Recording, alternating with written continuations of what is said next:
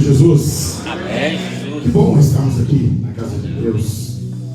Como é bom ter comunhão com esse Deus lindo que nos ama e que todos os dias prepara o melhor para nós. Você não precisa se preocupar pelo dia de amanhã. Deus já prepara para você. Assim como uma criança recém-nascida não tem preocupação com conta, com aluguel, com água, com luz. Ela só chora quando tem fome e está ali obrigado. Está ali tendo certeza que o pai e a mãe, né? Vão alimentar, vão cuidar, vão dar banho. É por isso que Deus quer que você seja como uma criança de colo. Ele sabe cuidar de você. Você pode dar seus gritos, seus gemidos, mas Ele está pertinho, está cuidando. Ele ama a tua vida e tem o melhor para você. Eu quero apresentar aqueles que nos visitam.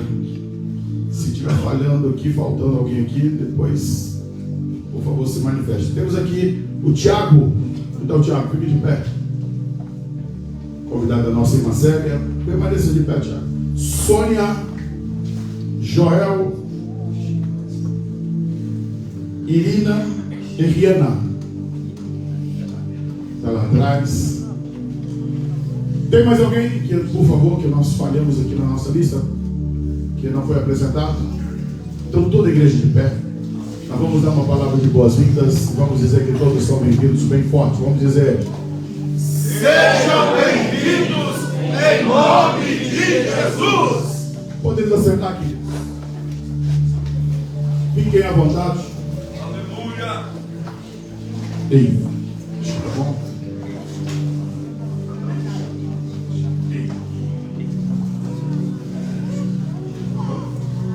Ei, tá melhor? Amém. Queridos, antes de ministrar a palavra, eu quero orar por você. Eu queria que você olhasse para cá.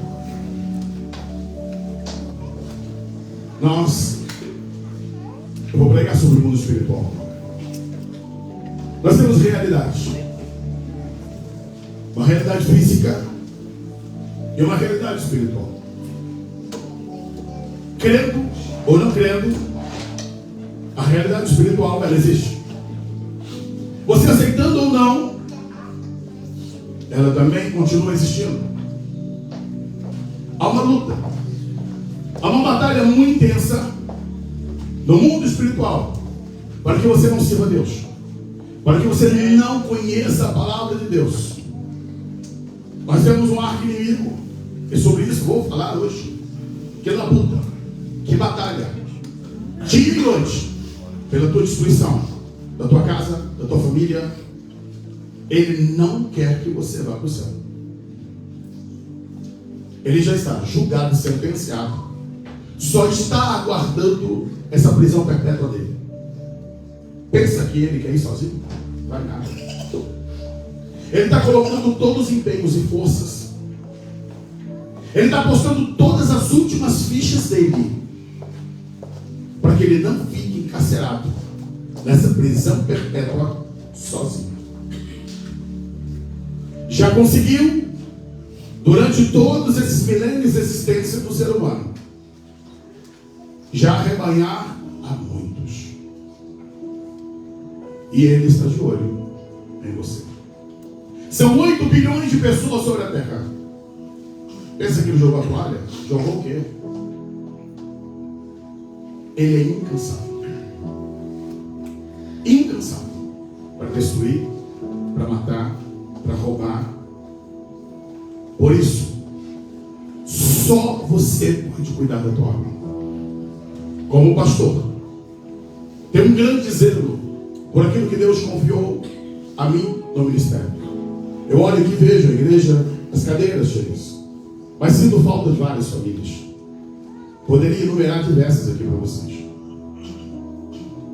Sou feliz porque você está aqui. Mas no meu coração, todas as cadeiras estão preenchidas, mas no meu coração eu fico aqui. E fulano, Deus, e a família, e aquela outra. Porque há uma batalha, uma guerra muito grande. O diabo não quer que você vá para o céu, entenda. E não é só você não ir para o céu. Não se choque com o que eu vou te dizer. Ele reservou um cantinho para você. E se você quiser e deixar, Ele vai te dar um local de estrela do lado dele. Esse é o propósito dele. Feche seus olhos, cubra sua cabeça. Senhor Deus e Pai, com muito temor e tremor, Senhor, nós colocamos diante de Ti a nossa vida, a vida da Tua igreja. Entendemos, Pai, que por nós mesmos nós não conseguimos lutar contra as hostes espirituais. Não temos força, não temos poder, não temos nenhuma capacitação, Senhor. Se não vier de Ti a autoridade, se não vier de Ti o poder, nós estamos massacrados, arruinados e arrebentados. Por isso nós te pedimos, Senhor, nessa noite, em nome de Jesus, toda distração, tudo aquilo, Deus, que tem tentado bloquear o entendimento da Tua igreja, a compreensão da Tua palavra, eu repreendo pelo poder e pela autoridade que é no nome de Jesus. Ó Deus, que o Teu Espírito venha falar e venha ministrar aos corações. Eu repreendo tudo aquilo que tenta roubar a Tua palavra, roubar a semente, destruir, Senhor, as Tuas verdades nos corações. Eu repreendo pelo poder do nome de Jesus. Que o Teu povo ouça a Tua palavra, que o Teu povo entenda a Tua palavra, Senhor, e que saiamos aqui fortalecidos em nome de Jesus. Vou pedir para você se colocar de pé.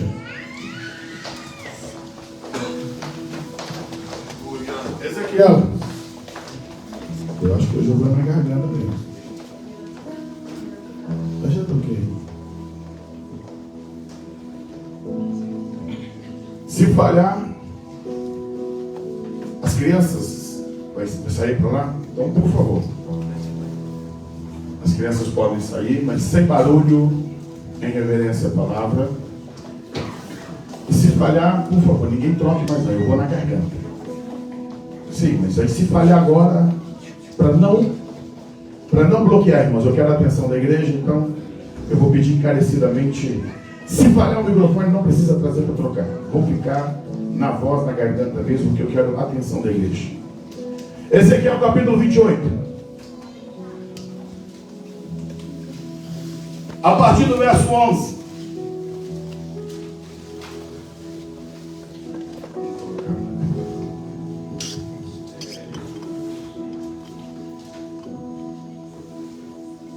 Nós vamos ver na tela.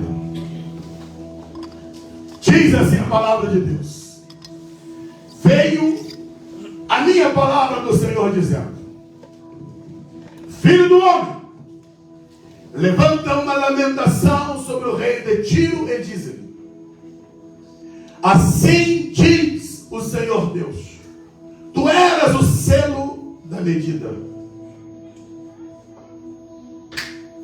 cheio de sabedoria e perfeito em formosura. Estiveste no Éden, jardim de Deus, e de toda pedra preciosa era tua cobertura: sardônia, topázio, diamante, turquesa, onix, jaspe, safira, carbunclo, esmeralda e ouro. Em ti se faziam os teus tambores e os teus pífaros. Do dia que foste criado, foram preparados. Tu eras o querubim ungido para cobrir, e te estabeleci. No monte santo de Deus estavas, no meio das pedras afogueadas andavas. Perfeito era nos teus caminhos desde o dia que foste criado, até que achou iniquidade em ti. Amém. Podeis assentar.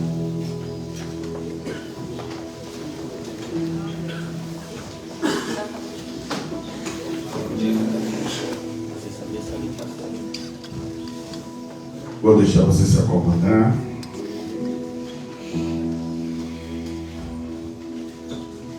Amém. Escuta. Deixa eu introduzir essa palavra trazendo uma advertência muito séria para a igreja, para o povo de Deus.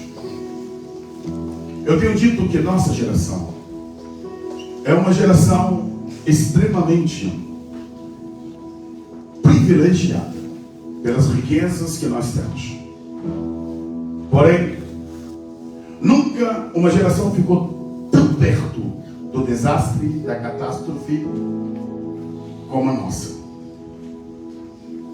Se temos diante de nós uma grande riqueza que gerações passadas não tiveram, mas também diante de nós temos uma guerra, uma batalha muito grande. Você consegue no teu telemóvel acessar dezenas, centenas de traduções bíblicas. Você consegue acessar os originais da Bíblia. Você consegue acessar livros, compêndios, enciclopédias, um acervo teológico incomensurável através de um telemóvel. Você consegue ter acesso a escritos de séculos dos pais da igreja, documentos que somente grandes eruditos tinham acesso. Hoje está disponível para mim, para você, e de graça. Isso tem nos levado, queridos, a um grande crescimento de conhecimento. Sim.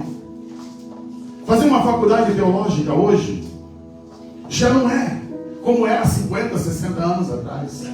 Hoje está fácil. Está fácil estudar. Mas aqui começa a minha palavra de advertência.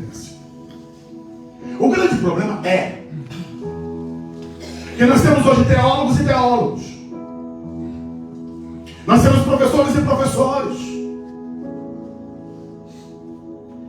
Quando virou final de 1800, início dos anos 1900, a teologia sofreu um grande golpe. Golpe que eu falo porque ao mesmo tempo que abriu o campo da teologia, desastrou-se o outro lado. Chamaram a teologia moderna. O chamado texto crítico. O que é isso, pastor? Eu não sei se eu tenho aqui, mas deixa eu só dizer para você. Deixa eu pegar uma Bíblia aqui. O que é texto crítico? O texto crítico é onde começou a sair colocando nas Bíblias aqueles monte de colchete. Hoje ele tem vindo mais. E o que dizia com esses colchetes? O questionamento se aquilo estava na Bíblia original ou não. Dentro dessa questão do texto crítico, o Evangelho de Marcos termina no capítulo 15, não tem o capítulo 16. E rasgaram um monte de partes da Bíblia e foram retirando. Sofremos um gravíssimo, um grande golpe no campo da teologia. Agora, irmãos, vocês sabem que eu sempre tenho postado no grupo da igreja livros. Eu coloco à disposição material, fontes que eu uso para pregar, para estudar, e coloco tudo à disposição da igreja. Mas deixa eu dizer uma coisa para vocês. Eu fico horrorizado quando eu tenho que fazer pesquisa na internet. Sabe por quê? Porque os professores de plantão, os teólogos de plantão, esqueceram da inerrância bíblica. Esqueceram que Bíblia é a palavra de Deus. Não, a Bíblia agora só contém a palavra de Deus. Ao invés dos crentes estarem aprendendo na internet, eles estão sendo desviados da verdade. Por isso, o meu conselho é sempre: se vai pesquisar, cuidado com a sua fonte. Nem tudo que brilha é ouro. Nós estamos rodeados de um grande número de hereges. Estamos rodeados na internet de um grande número de pessoas que perderam noção de fé. Não se assuste, como eu vou dizer. Mas nos Estados Unidos, 50% dos pastores não creem mais na existência do inferno.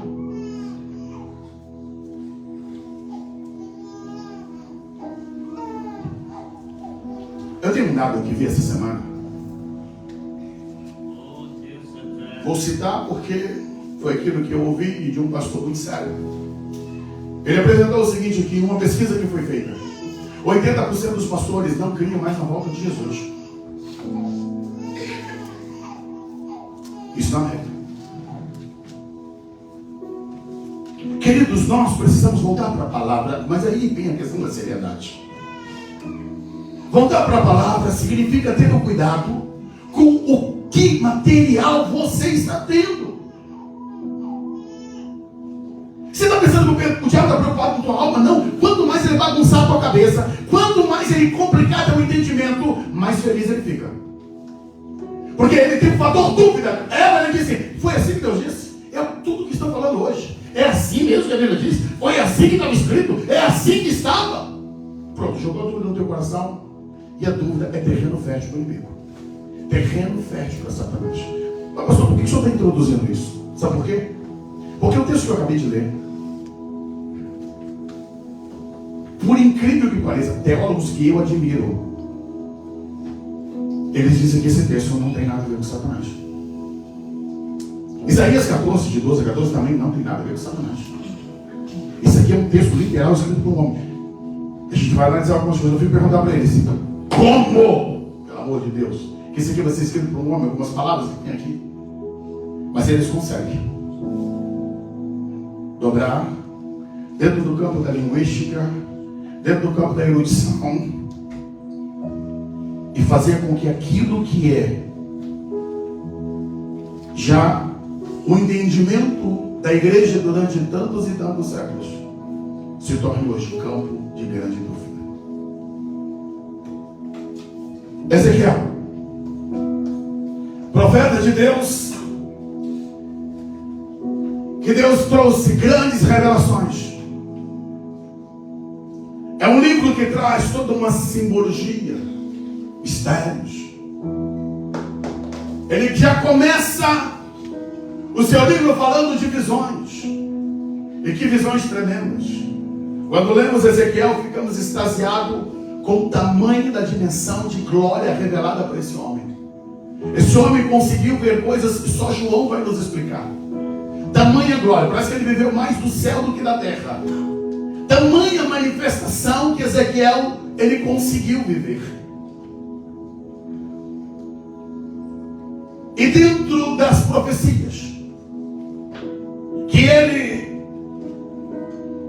profetizou para algumas nações, está essa aqui para o rei de Tiro, que aplicavelmente se daria a um momento, mas traz todo um aparato do que diz respeito à queda desse ser espiritual. Deus, na eternidade passada, Deus é eterno, irmãos. Deus não foi criado, Ele é incriável. Deus, Ele é eterno. Deus, uma outra questão, Deus não é um ser solitário, Ele é um Deus trino, Pai, Filho e Espírito Santo. Pastor, sim, dá uma hora. Eu sei que dá uma nozinha na cabeça aí. Você imaginar o que nunca foi, que não tem existência, que não tem início de existência. Esse é Deus. Deus não tem início de existência. Todavia, Ele, lá na eternidade passada, em um núcleo da eternidade passada, fora do tempo, Deus resolve então criar o mundo espiritual, antes do mundo físico. E Ele criou então anjos, arcanjos, querubins, serafins e outras nomenclaturas que vamos encarar por dentro da Bíblia fora, de seres que não conhecemos, mas vamos conhecer bem de perto, na verdade. E acalentamos o nosso coração com o que já sabemos. Já é suficiente para nos colocar lá. Deus criou esses seres. E dentre esses seres que Deus criou, há um que eu posso classificar e dizer nessa noite: o mais lindo, o mais belo, o mais destacado de todos. A esse que nós chamamos de Lúcifer, que é uma interpretação da Vulgata latina, né? Quando foi a Bíblia traduzida para o latim. Então Jerônimo interpretou esse texto, filho da alva, como Lúcifer. E durante todos esses anos nós vamos entrar nesse imbróglio, mas vamos assim chamar. Diz a palavra de Deus aqui, Ezequiel, fazendo essa lamentação, ele diz: veio a minha palavra do Senhor, diz o filho do homem, levanta uma lamentação sobre o rei de Tiro. Assim diz o Senhor Jeová: tu eras o selo da da medida. Em outra tradução vai dizer assim: tu eras o sinete da perfeição. O que significa isso, pastor? Primeiro nós vamos falar como esse ser foi criado. Selo de medida é aquilo que é padrão de aferimento. É o perfeito dos perfeitos. Sinete da perfeição. Deus fez ele e diz: esse aqui está padrão. Lá no Brasil falava ISO 9002. Né? Ele estava dentro do padrão ISO eternidade. Ele é o sinete da perfeição. Deus criou ele cheio de sabedoria. Entenda? Ele não é a sabedoria. A sabedoria é Deus. A ele foi dado um enchimento de sabedoria. Ele não conquistou, entenda? Ele não conquistou. Ele não buscou. Isso é tudo dádiva. Deus o deu. Sinete da perfeição, cheio de sabedoria e perfeito em formosura. Queridos, aqui ficamos no indescritível. O que é isso, pastor? Perfeito, nós sabemos, é aquilo que não tem falha. Perfeito em formosura, está dizendo, é a coisa mais bela e linda da existência. Esse ser, Deus dotou ele de uma beleza incomensurável. Deus deu a ele uma beleza que nenhum outro dos seres possuía. Carinho, cuidado, zelo. Sim. Deus o amou. E por isso lhe deu. Onde é que esses seres estavam? Diz a Bíblia: estivestes no Éden, jardim de Deus. Só corrigindo, esse Éden não é o Éden de Gênesis. Até porque esse aqui é um campo espiritual. Não tinha sido formada a terra. Não tem nada a ver com terra, não tem nada a ver com homem aqui. Estamos falando de uma criação anterior a tudo isso. E quando fala de Éden, está falando de jardim. Estivesse no Éden, jardim de Deus. Esse ser que foi criado.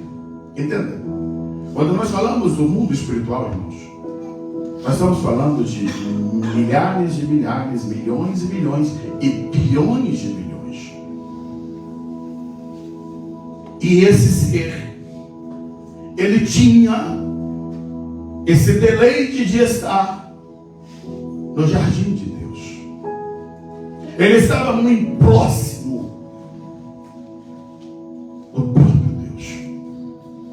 Diz mais a Bíblia: de toda pedra preciosa era a tua cobertura. Aí dá uma descrição aqui: sardônia, topázio, diamante, turquesa, ônix, jaspe, safira, carbono, esmeralda e ouro. Mais uma vez eu vou dizer, ele não comprou, ele não escolheu, não foi ele que pegou nada disso. Isso tudo foi Deus que lhe deu. Assim como Jacó deu para José uma túnica cheia de cores, assim Deus deu uma vestimenta para Lúcifer, com todo o adorno dessas pedras preciosas. Era alguém que detinha uma autoridade de Deus, uma beleza incomensurável. Diz a Bíblia aqui: em ti se faziam os teus tambores, os teus pífaros, no dia que foste criado, foram preparados. Há uma divergência, uma briga muito grande devido a essa teologia moderna. Até décadas atrás não tinha essa discussão, mas hoje, no campo da internet, se você entrar, essa coisa já virou uma bagunça muito grande. Mas esse verso está dizendo que no dia que Lúcifer foi criado, foram criados instrumentos musicais.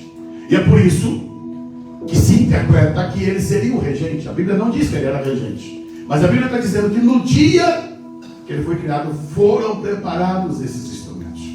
Por isso, a grande interpretação normal é que ele exercia alguma função dentro do campo da música. O coro celestial tinha tudo a ver com ele. Essa é a interpretação. Mas esse não é o campo que eu quero hoje me deter. O verso 14 diz: tu eras o querubim. Você observa como é que Ezequiel vai fazendo uma descrição desse ser? Ezequiel vai mostrando tudo que Deus foi dando a esse ser. E agora situa ele dentro da classificação das hierarquias. Tu eras o querubim. Tu fazia parte desses seres que guardavam a santidade de Deus. Tu eras ungido para cobrir. Aí é mais forte o que ele diz ainda: eu te estabeleci no monte santo de Deus. Você estava lá. Esse querubim ungido, ele ia ministrar onde estava o trono de Deus. No monte santo de Deus você estava lá. Não era acesso para todos, mas ele tinha esse acesso. No meio das pedras afogueadas você andava.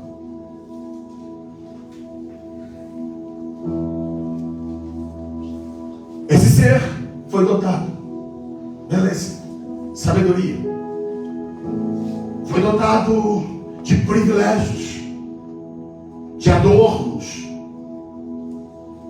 Tinha ele tudo que qualquer ser criado queria ter. Tudo. A Bíblia está dizendo aqui no verso 15 que perfeito era os teus caminhos desde o dia que foste criado. Deus criou ele perfeito. Deus criou ele plenamente capaz de viver tudo aquilo que era o propósito de Deus.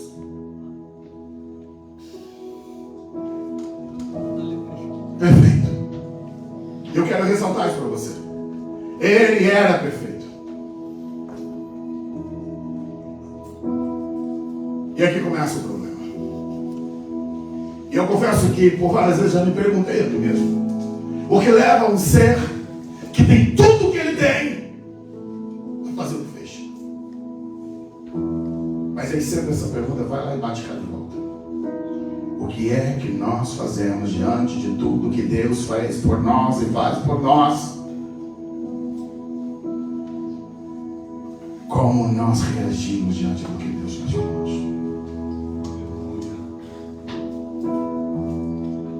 Por isso quero analisar, olhar para esse ser, mas botar um espelho para nós olharmos para nós mesmos. Sim, ele tinha diante dele a glória inefável de Deus.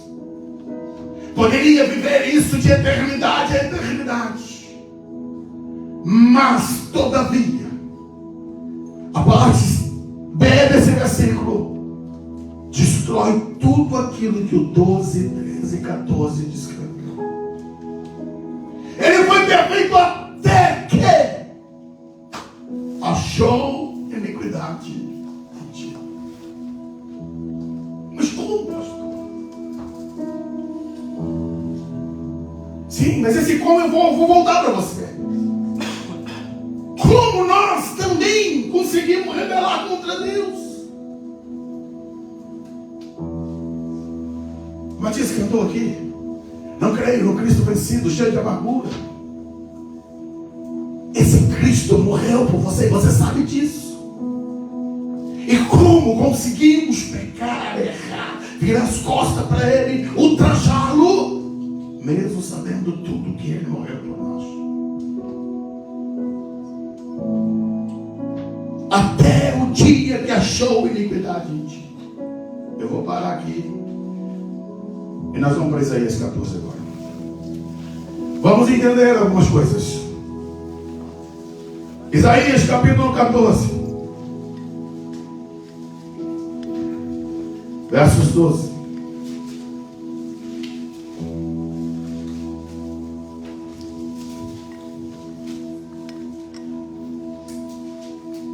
Como caíste desde o céu, ó estrela da manhã. Como caíste do céu? É a pergunta que fica para mim, para você: como caíste? Não dá para voltar no tempo, não dá para corrigir. É igual aquele filme que você assistiu, sabe como é que termina, e você vai assistir de novo e diz: por que tem que terminar assim? Não dá para voltar. Mas dá desespero aqui dentro em olhar e ler esses textos. Por que deve escolher essas coisas?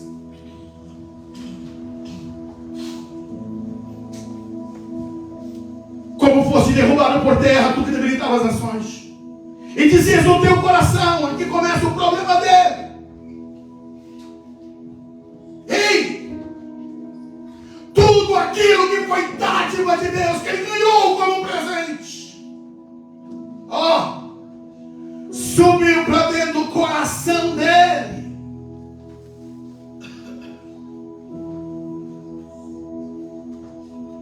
Se você conseguir entender essa palavra hoje, você vai sair daqui diferente. E mediante o que subiu no coração dele, ele começou a plantar: eu subirei ao céu, acima das estrelas. Estrelas aqui, irmãos, é os anjos. Acima dos anjos de Deus eu vou exaltar o meu trono. Lá no monte da congregação eu me sentarei aos lados do norte. Subirei sobre as alturas das nuvens, serei semelhante ao Altíssimo. Que tragédia. Que tragédia. Orgulho, soberba. A soberba é algo terrível. O orgulho é algo destrutivo. E esse ser, ele permitiu que o seu coração se orgulhasse a tal ponto que ele desejou não mais ser o mais belo, não mais ser o mais perfeito, ser o mais ornamentado, o mais ornado. Ele desejou o trono de Deus. Ele quis estar acima de todas as outras criaturas e se assemelhar ao Criador. Vamos dar um stop aqui, voltamos agora para Ezequiel 28.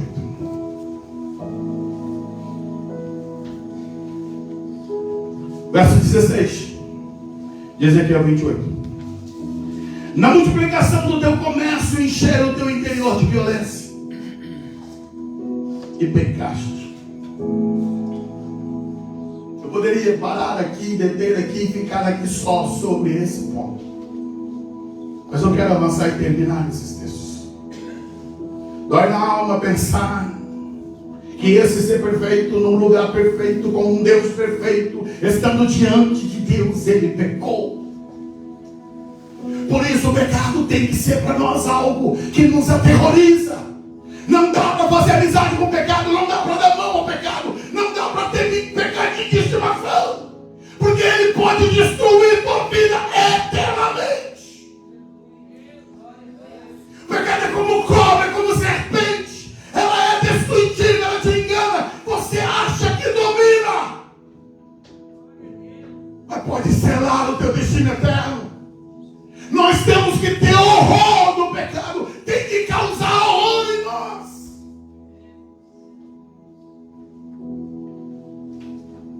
Pouco tempo eu vi um vídeo, não te aconselho a vê-lo porque é horrível. Um homem adestrador que morreu sufocado por uma anaconda. E o seu colega disse: Mas ele pegou ela pequenininha, já criou desde pequena. Ela já estava habituada conosco. Ela era nosso bichinho de estimação dentro de casa. Aquele dia, o seu companheiro olhou e viu quando a cobra se enrolou no corpo e começou a apertar. E ele achou que estava fazendo carinho, que estava brincando. E eles estão filmando essa brincadeira. Só que aí começa a estalar. E despedaça, o outro para de filmar, começa a gritar: para o quê? Para onde? É assim que é o pecado. Ele é pequenino, ele é inofensivo, parece que não vai causar mal, mas ele vai crescer, vai te enrolar e vai te matar. Lúcifer permitiu que no seu coração fosse nascer esse desejo. Escuta uma coisa, digo eu, no meu modo de entender, ele teve tempo para corrigir isso. Ele poderia chegar para o pai e dizer: olha, meu coração está desejando uns negócios esquisitos, eu estou sentindo umas coisas estranhas. Pai, corrige-me. Pai, não deixa eu tomar esse caminho. Mas não, ele enveredou pelo caminho da rebelião. Que caminho perigoso, sabe por quê? Porque ele encontrou eco em outros anjos. Ele foi lá e compartilhou: olha, nós podemos chegar onde o Todo-Poderoso está. Olha, comigo tu vai ser, mas honrando. Esse eco foi ganhando seres. Essa brincadeira custou caro. Apocalipse capítulo 12, versos 3 e 4, diz que um terço dos anjos seguiram e deram ouvido para você. Nós não temos como dominar quantos anjos e quantos seres espirituais que existem. Não dá para classificar os anjos. Mas, por exemplo, para entendermos o que significa isso, pastor? Conta fácil, né? Um terço. É você pegar algo, divide por 3 e tira 1. Se existisse 9 bilhões, por favor, esse número não existe, tá? Esquece. Se tinha 9, ele conseguiu carregar 3. Ficou o dobro. Mas ele conseguiu arrancar um terço. Posso dizer uma coisa séria? Infelizmente tem muita gente que prefere dar ouvido ao erro do que à verdade. Eu sempre me questiono como esses seres conseguiram dar ouvido para esse ser infernal. Como eles conseguiram dar ouvido para Lúcifer? Se eles tinham contato direto com o próprio Deus, mas deram ouvido. E aí vem uma coisa muito séria que eu quero dizer para você. Ei, olha aqui para mim. Se ele conseguiu enganar anjos que estavam lá, você acha que nós vamos parar para ele? Você acha que ele não tem poder de enganar a mim ou você? Pensa no elemento de barganha que ele usou com aqueles anjos. Ele convenceu e arrancou eles do céu. E nós nem no céu estamos, irmãos. É por isso que é hora de nós ligarmos as nossas antenas, tomarmos a total vigilância. Porque entenda, se você perder euro, perder carro, perder casa, irmãos, essas coisas se repõem, se recompõem. Agora, alma não se recompõe, alma não se recupera. Eu tenho isso como pastor e carrego dentro de mim peso de dores, porque alguns sepultamentos que eu fiz, eu posso ganhar 1 milhão de almas, mas aquela ali que eu sei que foi para o inferno, ela nunca sairá do inferno e irá para o céu. Eu posso ter outras almas, eu posso ter outras vidas, mas aquela ali já era.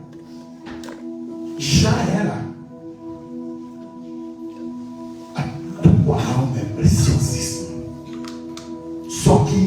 Só que parece que o diabo dá mais valor à nossa alma do que nós mesmos. Porque tratamos ela como bagatela. Lidamos com ela como se não tivesse valor nenhum. Porque colocamos ela em risco, em alto risco.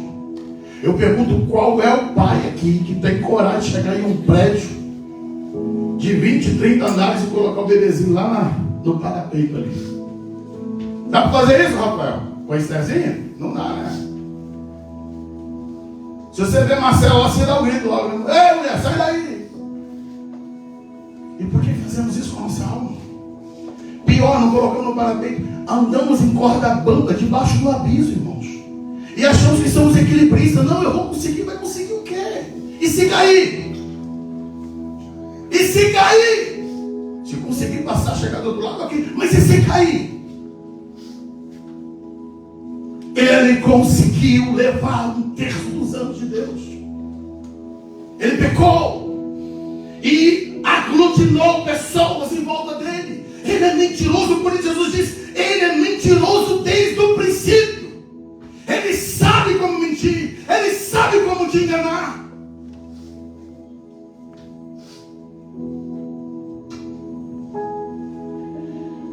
Diz a palavra ainda: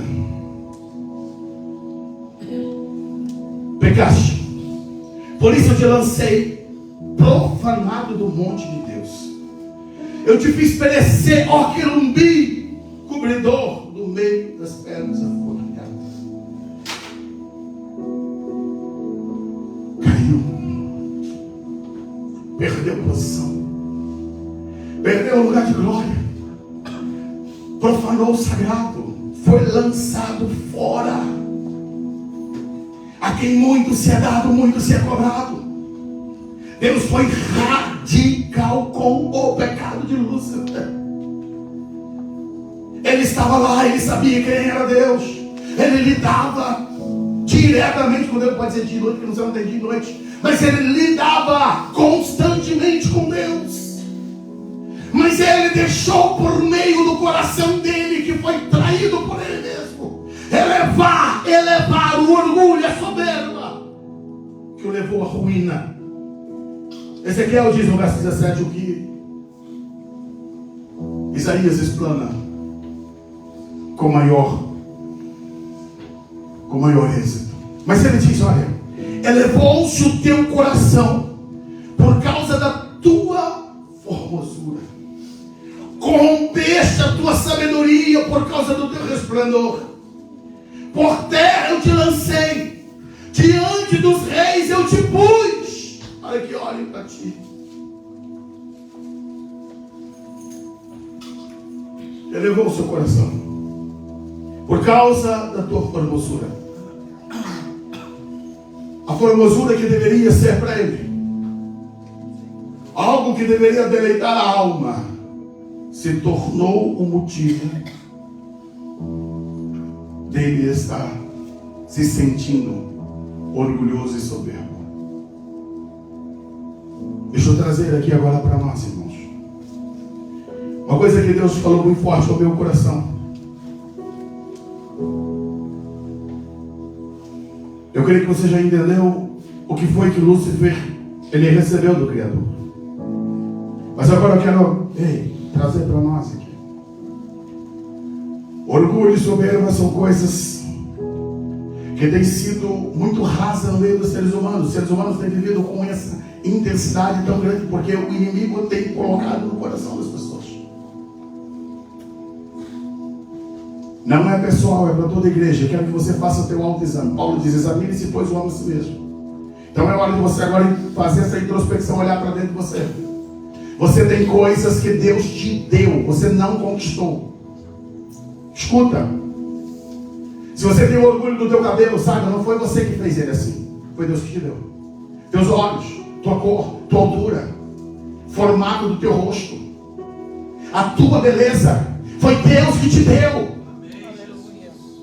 Só que aquilo que deveria ser um motivo de você glorificar Deus, se torna um improvo entre você e Deus.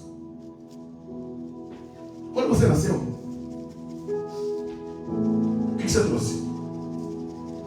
Você era uma miniatura de criatura, chorando e mimando. Então saiba, dinheiro, casa, propriedades, essas coisas são tudo dádivas de Deus. que você usa essas coisas para se tornar um problema entre você e Deus. Capacitações, habilidades, dons, talentos, tudo isso é dádiva. E infelizmente muitos estão tomando o mesmo caminho de Lúcifer. Lúcifer usou aquilo que deveria ser uma bênção para ele no problema entre ele e Deus. E as pessoas estão caindo nessa armadilha de Satanás. Aquilo que deveria te levar a você ser grato, a dizer, ó Deus, obrigado, e você glorificar o nome de Deus, se torna para você um dos empecilhos para você caminhar com Deus. Se torna um embaraço na sua vida, se torna um meio, uma forma de você se autodestruir. Lúcifer, infelizmente, deixou ser levado pelo seu orgulho. No texto de Isaías 14, voltando agora para 14,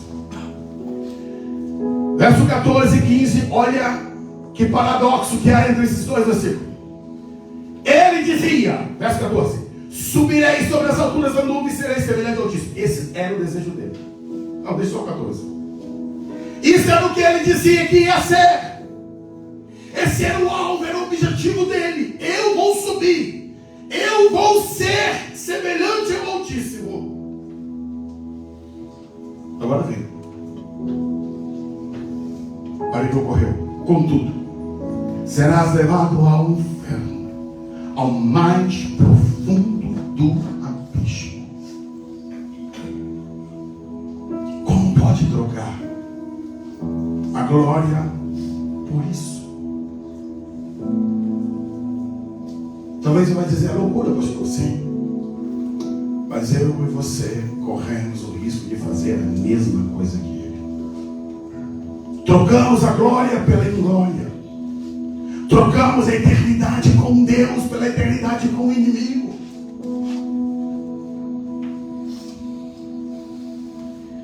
O verso 16 diz, os que te virem te contemplarão, considerar-te-ão e dirão, este é o homem que fazia estremecer a terra, que fazia tremer os reinos. Satanás já tem muito poder. Mas quando ele estiver lá no fundo do abismo, lá no inferno, às vezes há um erro de interpretação nossa ao dizer que fazer, mas vai fazer nada. Ele vai estar lá na mesma condição de todos os punidos. Ele não tem glória nenhuma. Pensa que Satanás vai ter trono no inferno. Ele vai estar no lago de fogo. Ele vai estar em meio a tormento eterno. Essa é a condição dele. E tudo porque ele escolheu deixar a glória.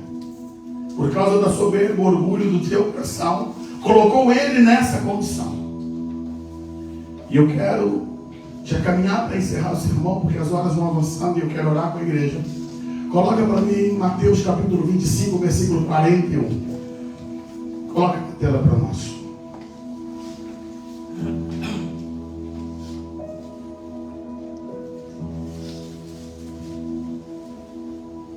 Então, tirai também os que estiverem à sua esquerda. Apartai-vos de mim, malditos, para o fogo eterno, preparado para o diabo e seus anjos. Deixa na tela esse pedaço. Eu vou explicar algumas coisas. Primeiro, fogo eterno. Não é aniquilamento. Essa doutrina não é bíblica. Da mesma forma que eterno é o fogo, eterna é a vida. Essa doutrina maluca, que tem sido desenvolvida até mesmo por assembleianos, para nossa vergonha, não faz parte do dogma doutrinário da Bíblia. Quando Jesus ensinou sobre perdição eterna, ele está falando de algo que não vai cessar. Não vai ter aniquilamento. Aniquilamento seria fácil, irmãos. A pessoa só ia deixar de existir. Sim, acabou. Mas não, irmãos. fosse aniquilamento, não precisaria se preocupar com perdição. Por que Jesus falou tanto sobre o inferno? Porque o inferno é algo horroroso, horrível, horripilante, indesejável, indescritível. Há um fogo eterno que foi preparado depois da queda de Lúcifer para o diabo. Foi para ele, não foi para mim, não foi para você, não é para nós, não é para o ser humano. Porém, a todos aqueles que rejeitarem a Cristo Jesus como seu Senhor e Salvador, vão fazer companhia a esses seres. E qual é o ponto que eu quero ressaltar? Primeiro é o fogo eterno. O segundo é que isso foi preparado depois da queda de Lúcifer, não fazia parte do projeto inicial de Deus.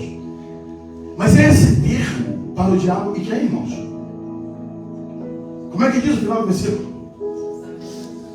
Eu confesso que esse texto me incomoda, mas ele está traduzido corretamente.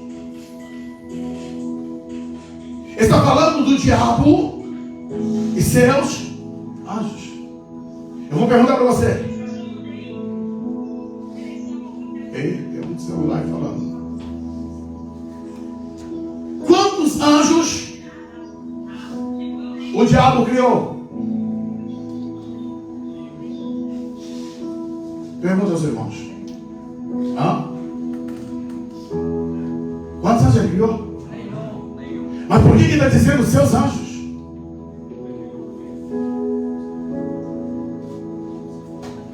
Para mim, esse texto me deixa preso. Essa para mim é a pior descrição bíblica. Escuta uma coisa que eu vou dizer para você. Todos os anjos foi Deus que criou. Todos os seres celestiais foi Deus que criou. Todos eles pertenciam a Deus. Mas quando eles escolheram seguir o diabo, se tornaram possessão dele. Mas que troca infernal é essa, pastor? Vai deixar de ser anjo de Deus para ser anjo do diabo? Não foi Deus que fez anjo do diabo. Não foi Deus que fez anjos infernais, não. Foram eles que escolheram trocar de lado. Eles saíram da posição de anjo de Deus e se tornaram anjos do diabo. Eu termino dizendo, irmãos, Deus nos ama, Deus ama você. A Bíblia diz que porque Deus ele amou o mundo de tal maneira que ele deu seu Filho unigênito para que todo aquele que nele crê não pereça, mas tenha a vida eterna. A vida eterna é essa, que te conheçam, ó Deus, a ti, como o único Deus verdadeiro, e é Jesus Cristo que enviaste. Ele veio para os que eram céus, mas os céus não receberam. Mas a todos quanto receberam, deu-lhes o poder de se tornarem filhos de Deus. A opção é minha, é tua. Filhos de Deus, ou igual a esses anjos, filhos do diabo. Não é Deus que determina de quem você vai ser filho. É você que escolhe teu pai. João 8:44, Jesus olhou para todos aqueles líderes judaicos e disse: vós têm por pai o diabo. Forte, forte, forte. Porque ele nunca se firmou na verdade, é homicida desde o princípio. E quando ele fala mentira, diz o que lhe é próprio. Ele é mentiroso. Todas as vezes que nós escolhemos o orgulho, a soberba, o pecado, não tenho como remediar isso. Estamos escolhendo ficar do lado do diabo. Deus hoje está bradando dos céus para você.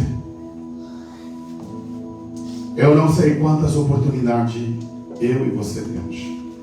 Não sei quantos dias de vida temos. Não sei quanto tempo vai durar essa terra. E nem sei se terminamos essa noite sem esse céu ouvir o brado do toque da trombeta. Por isso eu e você temos uma escolha a ser feita. Ou escolhemos a santidade de Deus e agradar a Deus e viver como filhos dele, ou nós seremos lançados com o diabo e seus anjos. Por favor, se coloque de pé. Eu queria pedir encarecidamente que você fechasse os seus olhos. Toda a igreja.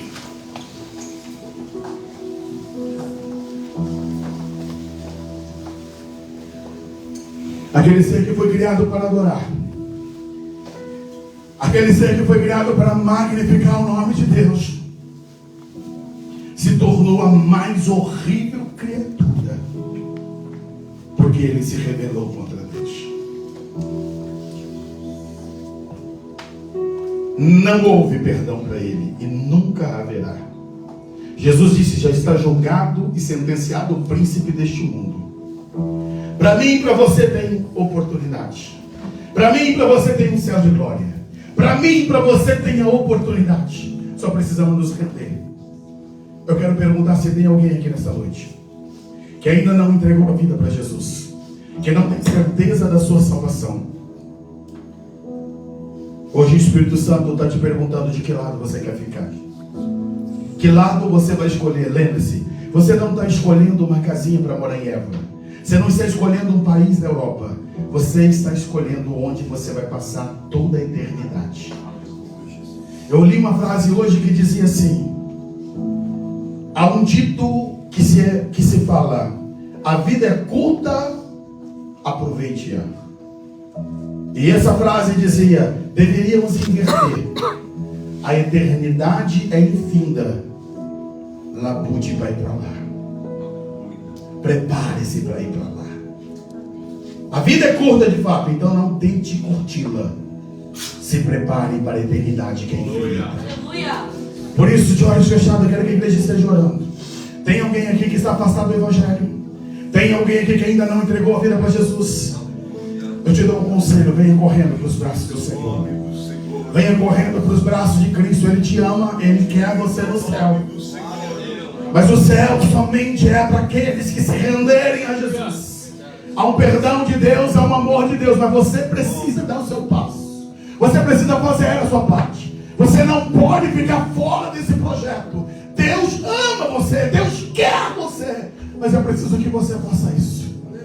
Sai do teu lugar, vem aqui, nós queremos orar. Esqueça o que as pessoas vão dizer, o que as pessoas vão falar. Receba o amor, o abraço de Deus, o carinho de Deus. Ele ama você e Ele quer cuidar de você, Ele quer fazer coisas tremendas na tua vida.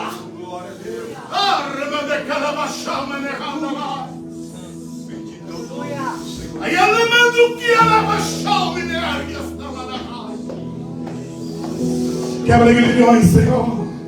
Quebra a cadeia, Senhor. Em nome de Jesus, em nome de Jesus, em nome de Jesus. Deus quer fazer algo novo na tua vida. Deus quer fazer algo novo em você. Nós queremos sair por essas portas triunfante e dizendo: o inferno perdeu, o reino das trevas perdeu. A vitória do povo de Deus, a vitória da igreja, a vitória do reino de Deus, a vitória do Senhor. Tem mais alguém? Vem correndo. Hoje é o tempo de Deus, hoje é o momento de Deus, é o momento do Senhor para a tua vida. Deus quer te abraçar hoje e declarar que o inimigo perdeu na tua vida.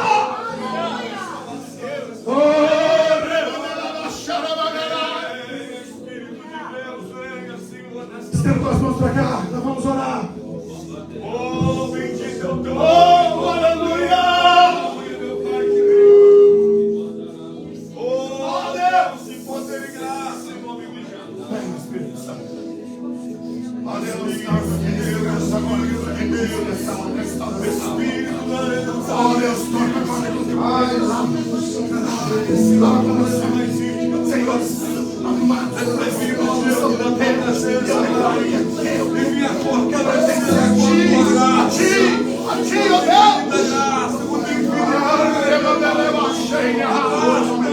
Nesta noite, meu Deus, abraça teus filhos com a graça nesta noite, Deus, e que todas as algemas, que todas as canaias sejam nome, no poder do nome de Jesus, no poder do nome de Jesus, no poder do nome